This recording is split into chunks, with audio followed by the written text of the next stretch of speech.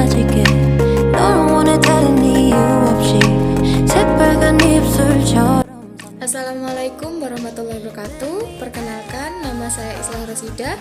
Saya dari kelas Ilmu Al-Quran Tafsir 1. Di sini saya akan menjelaskan sedikit tentang Al-Amthal sebagai materi dan metode pendidikan.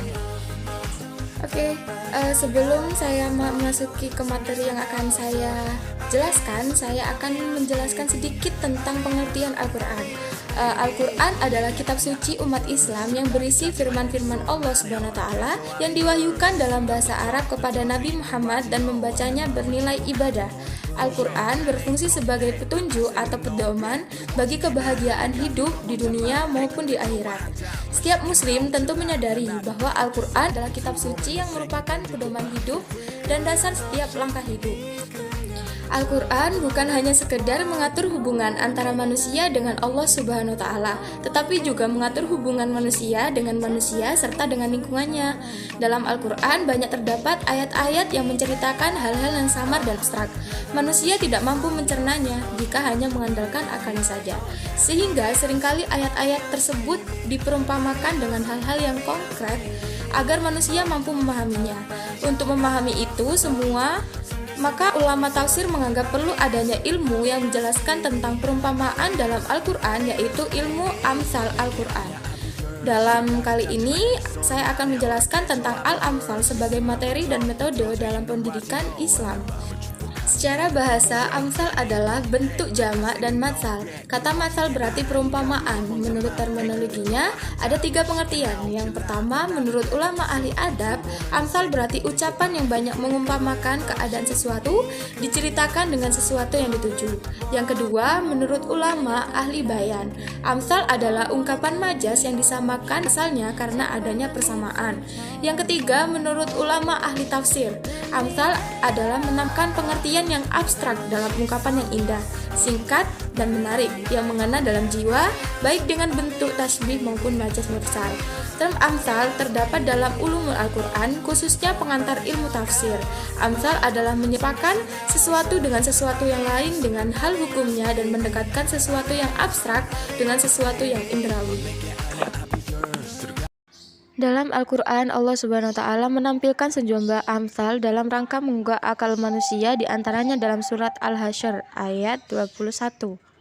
Riwayat yang diceritakan oleh Imam Al-Baihaqi dari Abu Hurairah yang berkata, Rasulullah Shallallahu Alaihi Wasallam bersabda, sesungguhnya Al-Quran itu turun dengan 5 kandungan pokok, yaitu halal, haram, muhkam, mutasybih, dan amsal.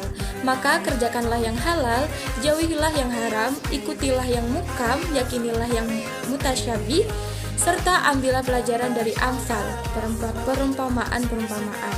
Syekh Mawardi berpendapat, di antara disiplin ilmu Al-Quran yang paling besar yaitu Amsalu Al-Quran. Sayangnya banyak manusia yang lalai dengan Al-Quran karena sibuk dengan Al-Amsal dan lupa dengan Al-Mathulat, objek perumpamaan. Padahal perumpamaan tanpa pelaku bagaikan kuda tanpa kendali atau seperti unta tanpa tali kekang. Imam Syafi'i juga berpendapat, di antara kewajiban seorang mujtahid adalah mengetahui seluk-beluk ulumul Quran. Kemudian Imam Syafi'i berkata, dan wajib pula mengetahui seluk-beluk amsal Al-Quran yang menunjukkan jalan taat kepada perintah Allah dan menjauhi larangan-larangannya. Syekh Izzuddin dan sebagian ulama berpendapat, Allah menyatakan firman-Nya dalam Amsal Quran karena banyak faktor, di antaranya adalah agar manusia mengambil pelajaran dan nasihat sebagai anjuran dan sugesti sebagai larangan, ancaman, penjelasan, dan sebagainya.